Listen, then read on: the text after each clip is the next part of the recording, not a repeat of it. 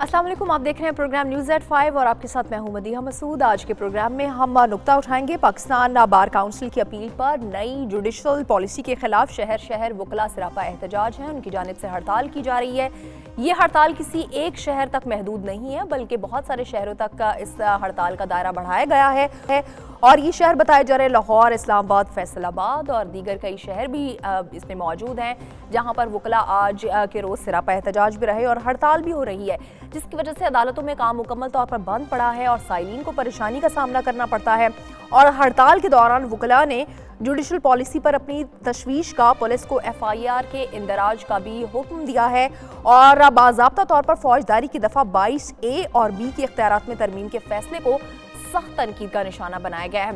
ये तरमीम है क्या और आखिर इस नुक्ते पर एहतजाज और हड़ताल क्यों हो रही है, हम कोशिश करेंगे आज के प्रोग्राम में ये नुक्ता भी आपको समझा सकें। पहले हम अपने नुमाइंदगान से बात करते हैं और हड़ताल किस नौयत की है ये जानने की कोशिश करते हैं।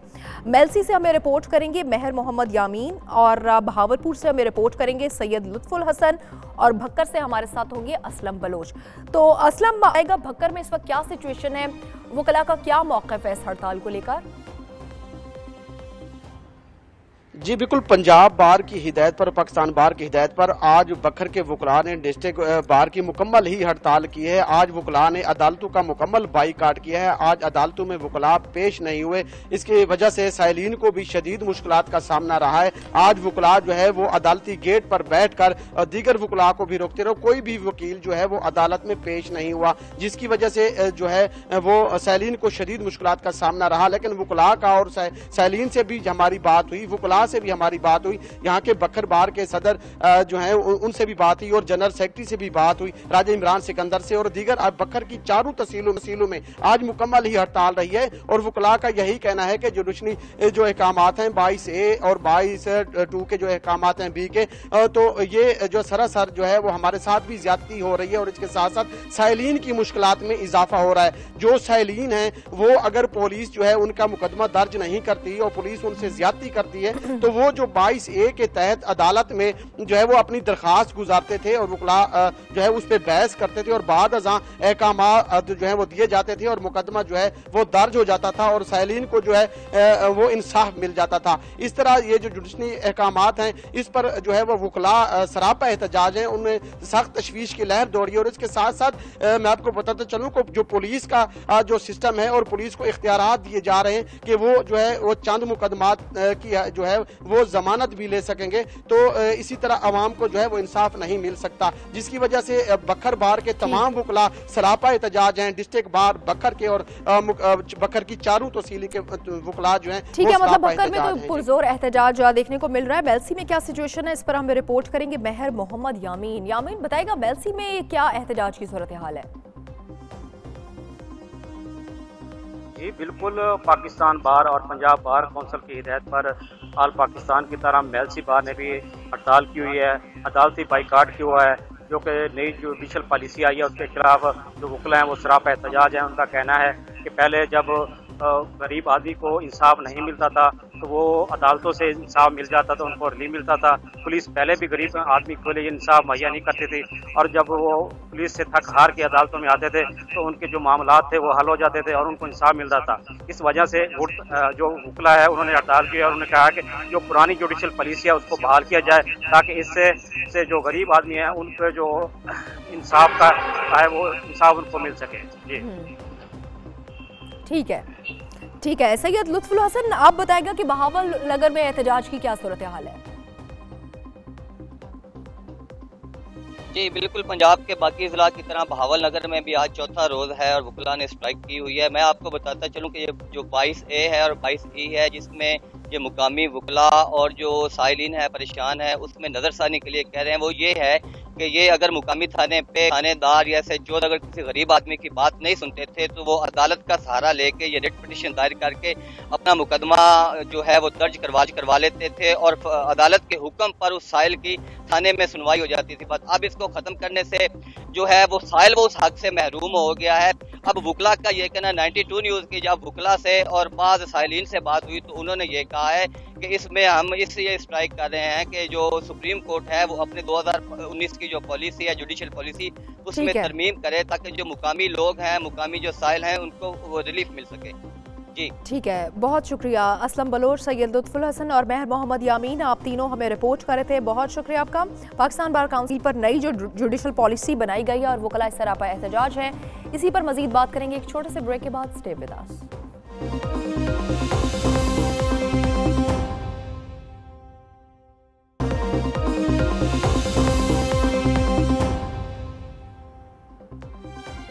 Welcome back. ब्रेक से पहले हम डिस्कस कर रहे थे कि नई जुडिशल पॉलिसी के खिलाफ मुल्क भर में वकला सरापा एहतजाज है, उनकी जानिब से हड़ताल की जा रही है।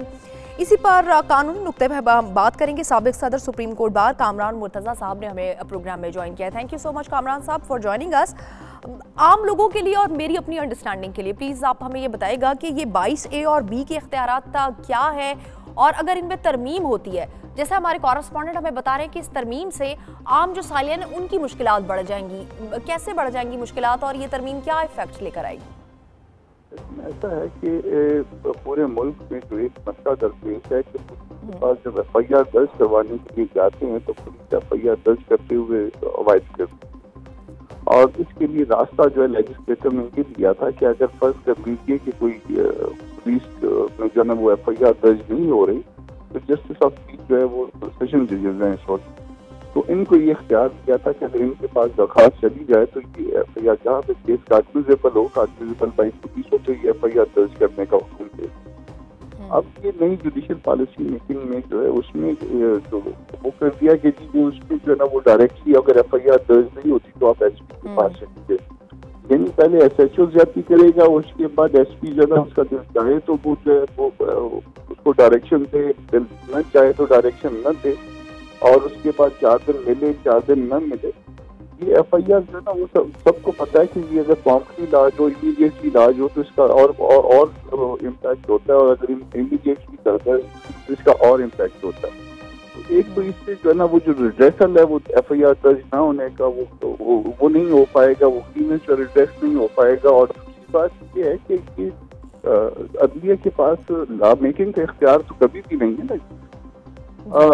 जो इंटेंशन है, जो लॉ मेकर की इंटेंशन है, जो पार्लियामेंट की इंटेंशन है, उसको तो ये ओवर रूल नहीं कर सकते या उसको तो जो है ना वो ऊपर नीचे नहीं कर सकते, आगे पीछे नहीं कर सकते। तो ये जो है ना ये एक इख्तियार जो है ये लेजिस्लेटर के डोमेन में जो है ना इंटर हुई है। तो जब इस डोमेन में इंटर हुई है तो इस पे जो है ना वो एग्री नहीं कर रहे। एक तो लोगों के लिए तकलीफ का बायस और दूसरा जो है ना असूल की बात ये कि आप किसी और के डोमेन में इंटर नहीं हो सकते।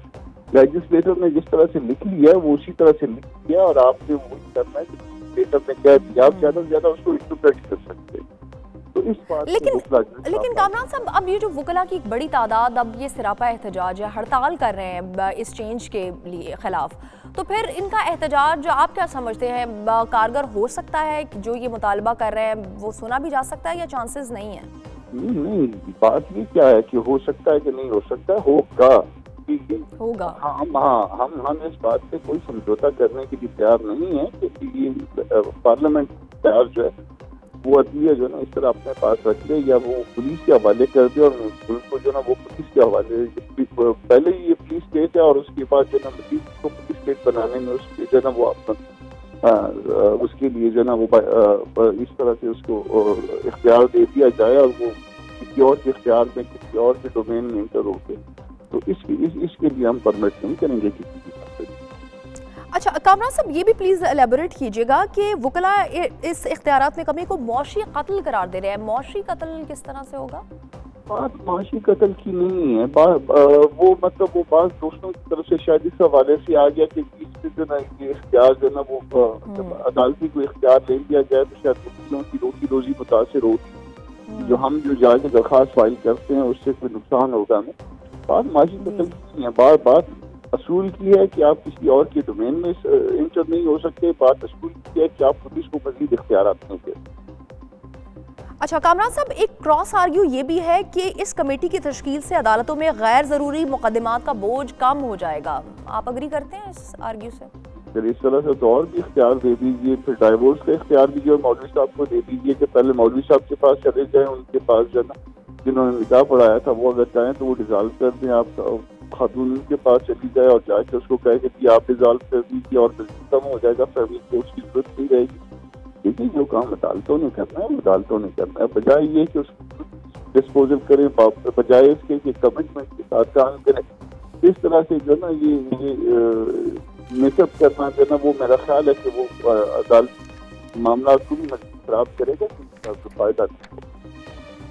ठीक है, thank you so much. Kamran Murtaza साबिक सदर सुप्रीम कोर्ट बार मौजूद थे और इस अहम नुक्ते पर हमें अंडरस्टैंडिंग दी है। Thank you so much. आगे बढ़ेंगे और नुक्ता उठाएंगे अहमदपुर शर्किया का, स्पोर्ट्स स्टेडियम के, जो कि शक्ल से स्पोर्ट्स स्टेडियम कहीं से नहीं लगता बल्कि एक खंडर का मंजर पेश कर रहा है। यहाँ पर जगह तो मुख्तस कर दी गई है, नाम दे दिया गया है इसे स्पोर्ट्स स्टेडियम का, लेकिन इसे फंक्शनल नहीं किया गया है। ना तो यहाँ पर कोई स्टाफ रखा गया है ताकि वो इसकी केयर कर सके।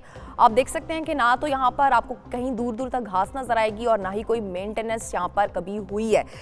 तो आखिर इसकी वजूहत क्या है, नवाज जाफरी हमें इस पर रिपोर्ट करेंगे। नवाज, क्या वजह है, क्यों किसी वजह नहीं है? इतना बड़ा ग्राउंड दिया गया है, इसे नाम दिया गया है स्पोर्ट्स स्टेडियम का, लेकिन इसे फंक्शनल नहीं किया गया।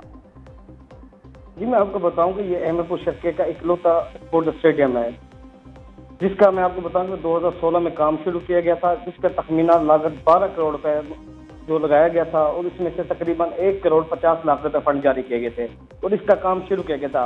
अब मैं आपको बताऊं कि इसमें से 1 करोड़ 50 लाख रुपए का जो काम शुरू किया गया था वो भी ठेकेदार अधूरा छोड़कर फरार हो गया है और जगह जगह गंदगी और सीवरेज के पानी यहाँ पे डेरे जमा रखे हैं। जो नौजवान नस्ल है वो खेलों के ग्राउंड न होने की वजह से मंशियात और दीगर मनफी सरगर्मी में मुलविस हो रही है।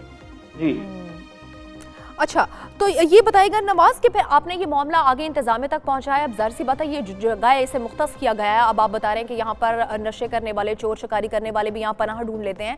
अब ये जगह बड़ी ख़राब हो जाएगी और यकीनी तौर पर हुकूमत का नुकसान होगा। तो आखिर क्या वजह है, क्यों उनको होश नहीं आ रहा? जी हमने जहाँ तक मालूमात हासिल किए तो हमारे मुताबिक ठेकेदार का जो कहना है, जी मुझे आगे पानी मिलेगा तो मैं आगे काम करूँगा, और जब इंतजामिया से हमारी बात हुई तो उनका यही कहना है कि पीछे से फंड बंद है जिसकी वजह से काम रुका हुआ है। लेकिन इंतजामिया क्या बताती है, फंड्स तो अगर बंद हैं कभी तो एलोकेट होंगे, कोई चांसेस कुछ बताया गया है इनको या नहीं? जी अभी तक इसके बारे में कुछ पता नहीं किया। ठीक है नवाज जाफरी, आप हमें रिपोर्ट कर रहे थे, शुक्रिया आपका। मकसूदुल हसन जावेद, स्पोर्ट्स ऑफिसर बहावलपुर ने हमें ज्वाइन किया है। Thank you so much Maqsoodul Hasan साहब, आपने प्रोग्राम में हमें वक्त दिया। आप बताइएगा अहमदपुर शर्किया के ये स्पोर्ट्स स्टेडियम के हम मनाजिर और मसला उठा रहे हैं, शहरी मुतालबा कर रहे हैं कि इसको फंक्शनल किया जाए। इंतजामिया कहती है फंड्स नहीं है और ठेकेदार कहते हैं पैसा मिलेगा तो काम को पूरा करेंगे। क्या कहेंगे आप इस नुक्ते पर? बिस्मिल्लाहिर्रहमानिर्रहीम, ये बात इनकी दोस्त नहीं है कि काम मतलब फंड नहीं है। फंड जो इस साल जारी हुए थे, असल में ये मंसूबा है 1.5 साल का। इसमें क्रिकेट का पवेलियन बनना है, उसकी फ्लड लाइट्स बननी लगनी है, उसकी पिचें बननी है और उसका ग्राउंड का लेवल होकर उसमें ग्रास लगनी है। इस पे टाइम तो लगता है। ये अभी 6 महीने पहले शुरू हुआ था। इसमें जितने फंड आए थे वो उन्होंने यूटिलाइज कर लिए हैं, जितने फंड आए थे वो उन्होंने यूटिलाइज कर लिए हैं। आप जो भी फंड ये जून में या इस समाई में अगर मजीद फंड आ गए तो वो दिखा रहे हैं। ये जो आप बता रहे हैं फंड्स अगर आ रहे हैं और 6 महीने में फंड्स यूटिलाइज हुए हैं, तो मेरी आपसे बिल्कुल ये गुजारिश है कि आप ये मनाजिर ज़रूर देखिए और प्लीज़ मुझे बताइएगा कि ये फंड्स कहाँ यूटिलाइज हुए हैं, क्योंकि मुझे तो एक पॉन्ड दिखाई दे रहा है जहाँ पर मच्छरों की भरमार है। अब माजरत के साथ क्या फंड्स मच्छर मंगवाने या गंदा पानी उसके लिए आए थे? नहीं, इस तरह नहीं है मैडम, इस तरह नहीं है। जो गंदा पानी आ रहा है ये मैं नहीं कह रही, ये मनाजिर डिफाइन कर रही हूँ मैं, जो मंजर देख रही हूँ मैं देख रहा हूँ। मुझे पता है, मैंने खुद, आपकी बात बिल्कुल ठीक है, मैंने खुद विजिट किया हुआ है वहाँ पे, असिस्टेंट कमिश्नर ने विजिट किया हुआ है। जो पानी वहाँ पे आ रहा है वो ऐसे सीवरेज का, वो है म्यूनिसिपल कमेटी अहमदपुर शर्किया का मैटर। हमने उनको कई दफ़ा लिखा भी है, उनको कहा भी है। यूं ही उनकी जो लाइनें हैं वो कहते हैं जी लाइनें हमारी बहुत पुरानी है। यूं ही लाइनें ओवरफ्लो होती हैं, स्टेडियम का जो ग्राउंड है वो नीचे है, तो वो पानी ओवरफ्लो का पानी सारा वहाँ जमा हो जाता है। वो जब उनसे रब्ता करते हैं तो वो कहते हैं जी लाइनें नहीं डलेंगी तो उसके बाद ये पानी यहाँ से रुकेगा। बाकी जहाँ पर अगर ये स्टेडियम फंक्शनल हो, यहाँ पर खेलों की सरगर्मियाँ जारी हों, यहाँ पर इंतजामिया एक्टिव हो, किसकी मजाल है यहाँ पर काम को ख़राब कर जाएगा? डेफिनेटली तवज्जो नहीं है, यहाँ पर खेल की कोई सरगर्मी होती ही नहीं, बंद पड़ा है, खंडर है, दरख्त यहाँ पर जल चुके हैं, घास का तो नामो निशान नहीं है। आप खुद मान रहे हैं कि सीवरेज का पानी यहाँ पर ओवरफ्लो होकर आ जाता है। तो फिर खेल तो यहाँ पर नहीं है। तो इसी जानिब तो मैं तवज्जो दिलवाना चाह रही हूँ कि प्लीज यहाँ पर खेल को एक्टिव किया जाए। जिस जगह पे ग्राउंड है वहां पे पानी नहीं है, ग्राउंड से पहले शुरू में पानी है, जो आप कह रही है ना टुकड़ी हुई है, वो घास में वाल के हल चलाया हुआ है, इसलिए कि उसको लेवल कर रहे हैं। उसमें लेवल करके उसमें बाहर से थोड़ी सी मिट्टी डालेंगे और उसमें नया घास लगाया जा रहा है। उसमें नया घास लगाया जा, जो फंड इस्तेमाल हुए हैं वो फ्लड लाइट के लिए लगे हुए हैं। फ्लड लाइट का ऑर्डर दे दिया गया है, फ्लड लाइट के पोल वहां पे आ गए हैं, उनकी जो फाउंडेशन है वो बन चुकी है वहां पे। चलिए, अगर आप यकीन दिला रहे हैं मकसूदुल हसन जावेद साहब, तो यकीनी तौर पर फिर मैं एग्री करूंगी कि डेफिनेटली इन फ्यूचर हम देखेंगे कि ये जो स्पोर्ट्स ग्राउंड है ये एक्टिव और फंक्शनल हो। फिर आपसे दोबारा भी इंशाल्लाह बात करेंगे। Thank you so much. अब हम लेंगे एक छोटा सा ब्रेक और ब्रेक के बाद दीगर शहरों के मसाइल भी आपसे शेयर करेंगे। स्टे विद अस।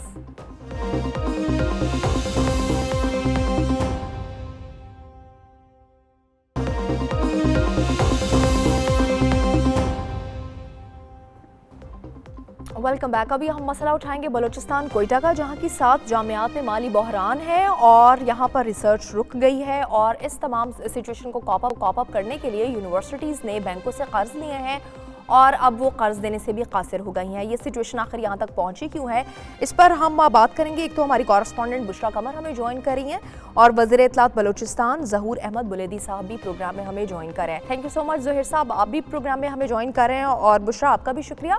बुशरा, ये बताएगा कि आखिर ये वजूहात क्या हैं? क्या हुकूमत की तवज्जो नहीं है तालीम पर, यही तासुर लिया जाए, इसी वजह से यूनिवर्सिटीज़ ने कर्जा लिया, अब वो कर्ज भी देने से कासिर हैं?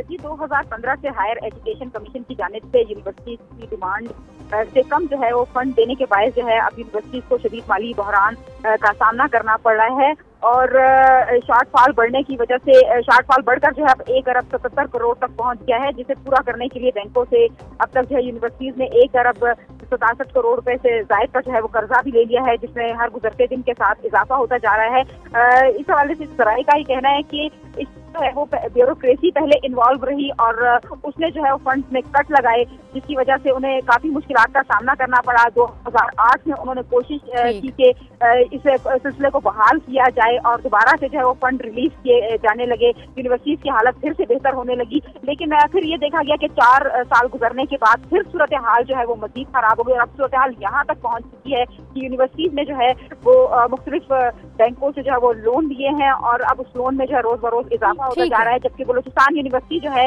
वो अपना जो है वो सारा जितना भी उनका नुकसान है उसको पूरा करने के लिए या तो उन्होंने सेकंड टाइम पर क्लासेस, एक्स्ट्रा क्लासेस का जो है वो इनेकाद किया है या फिर सेल्फ क्लासेस जो है उसका इनेकाद किया गया है, ताकि वहाँ से आने वाली जो इनकम है। ठीक है, ये फंड्स इन फ्यूचर रिलीज होंगे भी या नहीं? बुशरा, आप हमारे साथ ही रहिए, ज़हूर साहब से इस पर आंसर लेते हैं। ज़हूर साहब, आप फरमाइएगा, बलूचिस्तान की 7 जामियात की हम खबर दे रहे हैं, यहाँ पर फंड्स रुक गए हैं, अभी ये यूनिवर्सिटीज़ मजबूर हैं बैंकों से कर्ज लेने पर, रिसर्च रुक गई है। पहले तो ये फंड्स रिलीज होते रहे, जैसे हमारी कॉरेस्पॉन्डेंट बता रही है कि 4 साल से फिर ये सिचुएशन गंभीर हो गई है। तो क्या वजह है फंड्स रिलीज होते हैं रुक जाते हैं? क्या तालीम पर तवज्जो नहीं बलूचिस्तान हुकूमत की? देखें, 18वीं तरमीम के बाद 2 सूबों ने जो है अपने प्रोविंशियल अचीज़ बनाए हैं, उसमें पंजाब और सिंध, और KPK और बलूचिस्तान ने अभी तक प्रोविंशियल अचीज़ नहीं बनाए हैं। अब जो बलूचिस्तान को जो है हायर एजुकेशन कमीशन से जो फंड्स मिल रहे हैं वो तकरीबन जो है 4% हैं। इस पर जो है गवर्नमेंट ऑफ बलूचिस्तान ने उनके साथ एहतजाज भी किया है और हमारी डिमांड ये है कि जी हमें जो है 9% के करीब जो हमें NFC में जो है कौमी वसाइल में मिलते हैं उसके करीब हायर एजुकेशन कमीशन इस्लामाबाद जो है हमें दे, और उसी तरह जो उनकी स्कॉलरशिप्स हैं उसी तरह 9% स्कॉलरशिप जो है बलूचिस्तान को दें। लेकिन बदकिस्मती से जो है वो अभी तक जो है अभी नहीं दे पा रहे हैं और हमारी जो है ये एहतजाज उनके साथ जारी है। जहाँ पे आपने यूनिवर्सिटीज़ की बात की, देखें जिस तरह मैंने आपको कहा कि 4% उनको मिल रहे हैं, डेफिनेटली वो बड़े उनके लिए कम हैं। और प्रोविंशियल हायर एजुकेशन का जो हायर एजुकेशन मिनिस्ट्री है उसने तकरीबन कोई 55 करोड़ का ग्रांट रखा है इस साल और 50 करोड़ के करीब तकरीबन उनकी जो है डेवलपमेंटल जो है काम है। तो हमारी कोशिश होगी, चूँकि ये अभी मैटर जो है काउंसिल ऑफ कॉमन इंटरेस्ट गया है कि पूरे पाकिस्तान में जो है किस तरह का यूनिफॉर्म निज़ाम ले आएँ, तो वो इंशाल्लाह डेफिनेटली एक निज़ाम आ जाएगा और उस निज़ाम के तहत पर ये तय होगा कि प्रोविंशियल गवर्नमेंट की जो है यूनिवर्सिटीज़ के मामलों में कितना रोल होगा। बिल्कुल, फ्यूचर के लिए प्लान तो बेहतर है, लेकिन बुलेदी साहब ये भी फरमाएगा कि जो वाजिबुल अदा कर्ज है, ये बताया जा रहा है 1 अरब 67 करोड़ रुपए तक पहुंच चुका है। ये तो अदायगी होगी, फिर इस अदायगी के लिए क्या प्लान सोच रही है हुकूमत? देखिए, मैंने आपको पहले अर्ज़ किया कि ये जो है जो यूनिवर्सिटीज़ हैं उनको जो है वफाकी हुकूमत यानी कि higher education commission Islamabad manage कर रही है और वहाँ से उनके फंड्स आ रहे हैं जो 4% है, और इसमें गवर्नमेंट ऑफ बलूचिस्तान ने जो है उनके सामने उनके साथ एहतजाज भी किया है वक्तन फ़वक्तन, और हम इस पर देखेंगे और इंशाअल्लाह ताला जो है हम एक यूनिफॉर्म निज़ाम बन जाएगा तो उसमें यूनिवर्सिटीज़ को मैनेज करेंगे। और इस पे जो है हमारी हायर एजुकेशन कमीशन के साथ हमारी गवर्नमेंट ऑफ बलूचिस्तान का एहतजाज जारी है और हम मज़ीद करते रहेंगे। ठीक है, बहुत शुक्रिया ज़हूर अहमद बुलेदी साहब हमारे साथ मौजूद था। कमर, आपने भी यहाँ हम नुक्ता उठाया, थैंक यू सो मच। आगे बढ़ेंगे और मामला उठाएंगे रहीम यार खान का, जहाँ अशाया खुरनोश की कीमतों में होशरुबा इजाफा देखने को मिल रहा है और रोज़मर्रा खाने पीने की जो अशिया हैं वो दुकानदार महंगे दामों बेच रहे हैं और लोगों को मुश्किलात का सामना है, और इंतज़ामिया ने कोई रेट लिस्ट भी आवेज़ा नहीं की और ना ही कोई चेक एंड बैलेंस है। तो इस पर हम बात करेंगे। हमारे साथ मौजूद है राजा शाहिद, हमें रिपोर्ट करने के लिए हमारे साथ मौजूद होंगे। आपको मिशन बता रहे हैं कि ना तो यहाँ पर खाने पीने की चीज़ें जो है महंगी बेची जा रही हैं, फलों और सब्जियों की कीमतों में भी होशरुबा इजाफा हो गया है, और जिनमें सब्ज़ मिर्च, टमाटर, प्याज, ये जो रोज़मर्रा इस्तेमाल की चीज़ें हैं ये महंगी होती जा रही हैं, आवाम की पहुंच से दूर हैं, और आवाम यही चाहते हैं कि ये चीज़ों को सस्ता किया जाए या फिर कोई रेट लिस्ट आवेज़ा की जाए। राजा शाहिद से इस पर बात करते हैं। राजा शाहिद, बताएगा इंतज़ामिया की नाअहली है, ये तो ना तो रेट आवेज़ा है, इसी वजह से दुकानदार फ़ायदा उठा रहे हैं। बिल्कुल जी, ये रेट लिस्ट जो है जो जारी की जाती है इंतज़ामिया की जानिब से, इसके ऊपर जो है इम्प्लीमेंट भी इंतज़ामिया नहीं करना होता है, क्योंकि यहाँ पर जो छोटे दुकानदार है वो तो लिस्ट जो है अक्सर तो औकात ये अवेज़ा ही नहीं करते।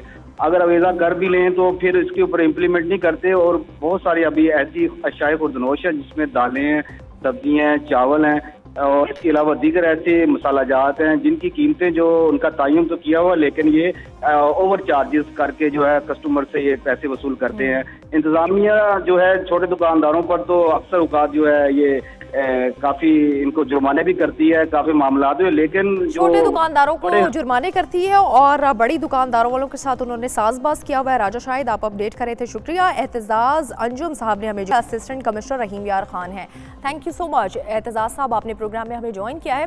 बताएगा कि रहीम यार खान से हमारे नुमाइंदे हमें ये रिपोर्ट करें कि यहाँ पर अशाया खुरनोश की कीमतें महंगे दामों बिकती हैं, सब्जियाँ हो, फल हो, गोश्त हो या कुछ भी, लेकिन रेट लिस्ट आवेज़ा नहीं की जाती। छोटे दुकानदारों की पकड़ धकड़ हो जाती है, लेकिन बड़े जो दुकानदार हैं उनके साथ साजबाज भी है। जी, थैंक यू वेरी मच। जहाँ तक जो अशिया खुर्दनोश की कीमतों का सवाल है तो इसमें दो तरह की चीज़ें होती हैं। एक वो होती हैं जिनका रेट रोज़ाना की बुनियाद पर निकलता है, मार्केट कमेटी निकालती है, जिनमें फ्रूट्स और वेजिटेबल्स वगैरह होती हैं, और दूसरी वो होती है जिनकी district price control committee rates निकालती है, वो मंथली होती है मीटिंग्स के हिसाब से। यहाँ पे हमारे डिस्ट्रिक्ट रहीम यार खान में और पर्टिकुलरली इन तहसील रहीम यार खान जहाँ पे मैं पोस्टेड हूँ, हम यहाँ पे स्ट्रिक्ट मॉनिटरिंग भी करते हैं। ऑक्शन की भी सुबह सब्जी मंडी में मैं खुद जाता हूँ या मेरा कोई ना कोई रिप्रेजेंटेटिव सेक्रेटरी मार्केट कमेटी जाता है, हम वहाँ पे मॉनिटर करते हैं और उसके बाद इंश्योर करते हैं कि हर वेंडर के पास जो रेट लिस्ट डेली की वो पहुंचे। और जो बड़े स्टोर हैं, जहाँ तक ये बात जो इशू उठाया है 92 न्यूज़ ने, मैं इनका शुक्रगुजार हूँ कि ये पॉइंट आउट करते रहते हैं हमें वक्तन फवक्तन। जहाँ तक बड़े दुकानदारों का सवाल है उनके ऊपर भी हम कड़ी मॉनिटरिंग करते हैं। लास्ट मंथ तकरीबन रहीम यार खान में तहसील में हमने तकरीबन 4 से 4.5 लाख के करीब जो फाइन किए थे लोगों को ओवर चार्जिंग की बुनियाद पर। तो ये हम वो होता है जो रैंडम चेक करते हैं, जो मैं खुद निकलता हूँ या मेरा रेवेन्यू ऑफिसर जो प्राइस कंट्रोल मैजिस्ट्रेट निकलता है। इसके अलावा कुछ लोग ऐसे होते हैं जो अगर किसी ने किसी से कोई चीज खरीदी है तो वो उसको अगर महंगे दामों बेचा तो उसको चाहिए कि वो उससे रेट लिस्ट डिमांड करे। अगर उसने फर्दर टाइमिंग उसको छुपा दिया उसको महंगे दामों बेचने। अगर आप चेक एंड बैलेंस रखे हुए हैं तो बस छोटी सी रिक्वेस्ट आपसे एंड में यही है कि अगर आप रेट लिस्ट का उन्हें पाबंद बना दें कि हर बिकने वाली चीज की रेट भी वो आवेजा कर दें तो ये आम सारिफ के लिए भी हेल्पफुल हो जाएगा। Thank you so much Aitzaz Anjum साहब, आपने प्रोग्राम ज्वाइन किया, वक्त दिया, गुफ्तगू की हमसे, शुक्रिया आपका। आज के प्रोग्राम का वक्त हुआ खत्म, मुझे दीजिए इजाजत, अल्लाह हाफिज़।